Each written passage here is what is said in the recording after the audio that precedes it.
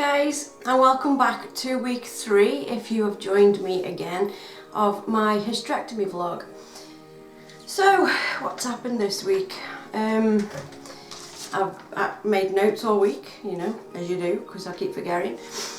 So following on from last week, I was telling you that I still had discharge, and I can't remember whether I told you that I was having pains when I wee, and my flow of wee isn't quite right either. You know your body, you know you pee if it's not peeing properly, and mine definitely isn't. So with everything else that's been going on with the pain in my stomach, I went to see the doctor. She then took a swab because of my discharge. Typical, I was dying for a pee, so I went to the toilet before I went in to see the doctor, and she needed a wee sample from me. So honestly, you just can't write this shit sometimes. So I had to bring that home and do a wee sample, and she wanted me to have a blood test, which I haven't managed to have yet. I've been trying my best to get out, but every time I do, there's pain or discomfort or something that brings me back home.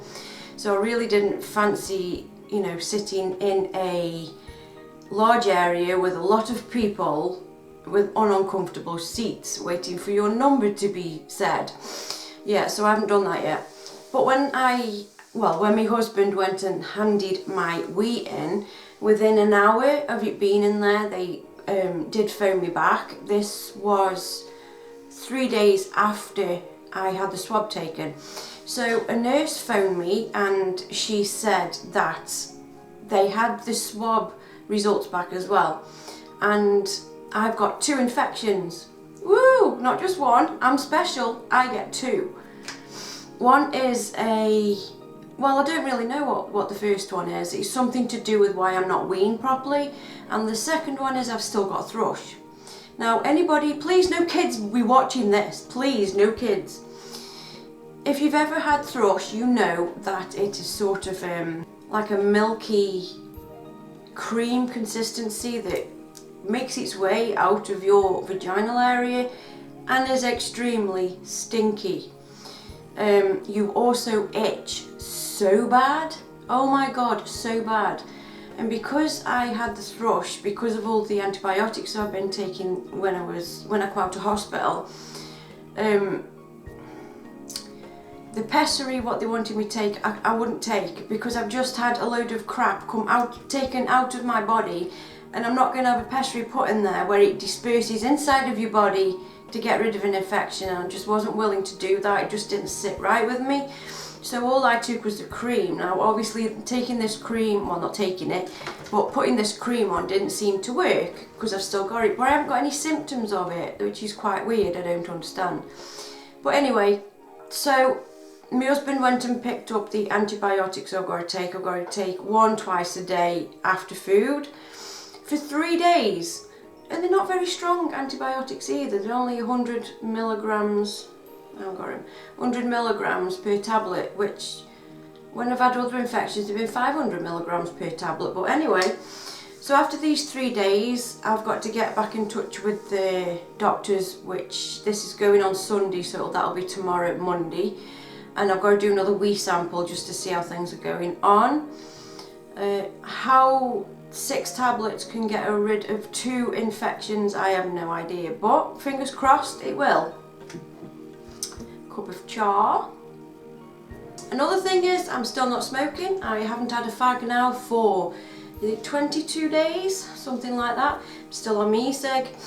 I wish I could give this up, because when I was smoking I was still using this, but I was only filling it once a day. Now I'm filling it 4 or 5 times a day, and it is a pain in the neck.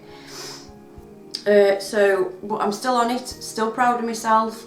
My husband's gone out riding on his bike with his friend at the moment, and I'm not even, until I've just been speaking about it and didn't even think about a fag.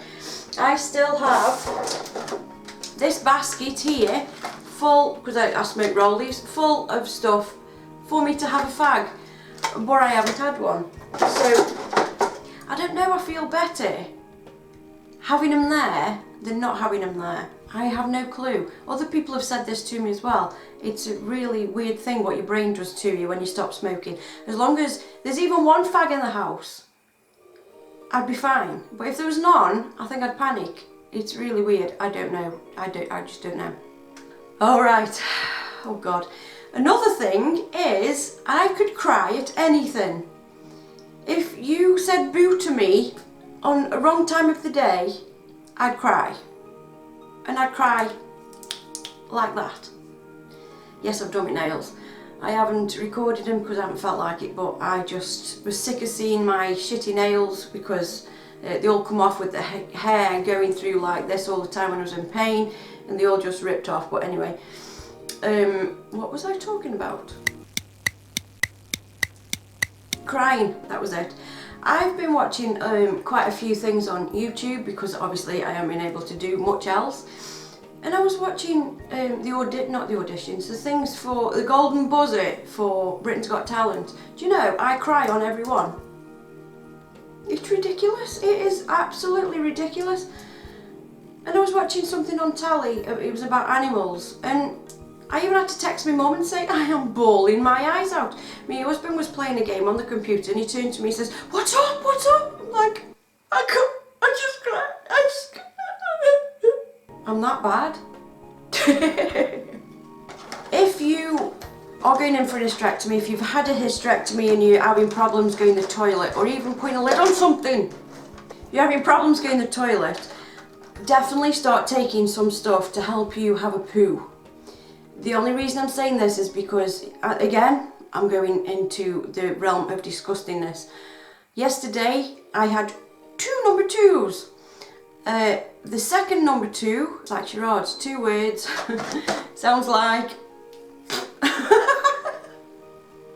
it's that a dip. Anyway, yes, it was rather painful and I had to push. Now, even though I'm 3 weeks after my operation, it gave me unbelievable stomachache for the rest of the night because I think it's because I had to push. And yeah, that wasn't a pleasant experience. So if you can get your hands on some sachets that help you go to the toilet, definitely get some before you go in hospital. These things will be a godsend to you when you come out and you are dying to go to the toilet, but you can't push. So anything that helps you go to the toilet after you come out, please get it. Yeah, so I'm hoping that these antibiotics do start working. I've only got to have them today and tomorrow. If not, then I will tell you all about it on next week's update. I hope that this emotional phase I'm in at the moment buggers off because I'm fed up of crying. So yeah, that's about it, guys. So I will show you my scars now. Okay, so I've had to come in another room to do this because the lighting is crazy. So that's obviously the one above my belly button. As you can see, I am getting some scabs on there now.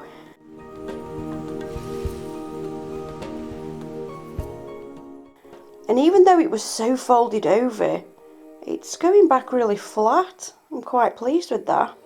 But yeah, as you can see, some of the stitches really cock out, so they are catching on things. But yeah, so that's the one above my belly button. These 2 are the ones to the left of my belly button, as you can see. Oh, focus. They are healing up really nicely as well. They've got scabs on them and their stitches are also very, very irritating. These are the ones to the right. That was the one where I had the skin irritation there. Where am I? There. That's completely gone okay now. So as you can see, that one's scabbing over quite nicely as well. And then this one is the nearest one to my belly button on the right hand side. As I said, these are really folded over, like really raised, and they're going back very nicely, so I'm really happy with that. So yeah, them are my wounds after week 3. They've really healed up, haven't they, from even last week. They're looking quite well.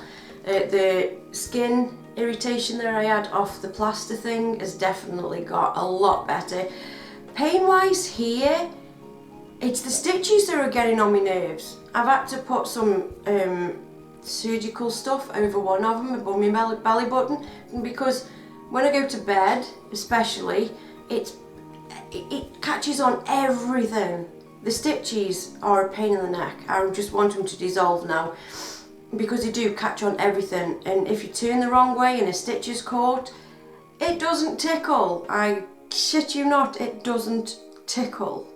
But apart from that, thank you so much for watching this, guys. I hope this is still helpful if you have just gone through a hysterectomy or you're thinking about going through one.